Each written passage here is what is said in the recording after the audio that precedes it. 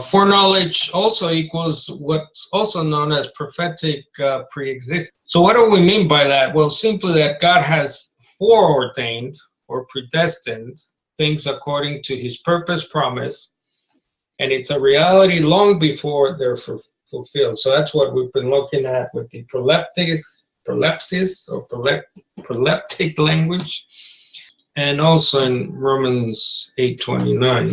So this is just an example showing that the language of prophetic preexistence, if you want to call it that, more New Testament foreknowledge, it's not just with the Messiah figure, it's also with the followers of the Messiah. Let's read with new, fresh eyes John 17:5, the infamous text. I call it infamous because it's been defamed, I believe, quite a lot. So you could try a reading like that where you bring in all those Old Testament Jewish tradition elements of how the Messiah can say, you know, I was there with you, I had the glory with you, and so on. And you can perhaps try that with people.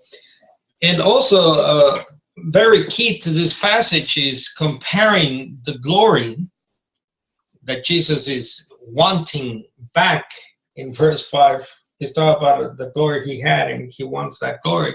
But as we know, it goes on to read this chapter that he has been given that glory, and in turn he gives it to believers, not just of his time, but the future as well, us, you know, thousands of years later. So you can also try that with people.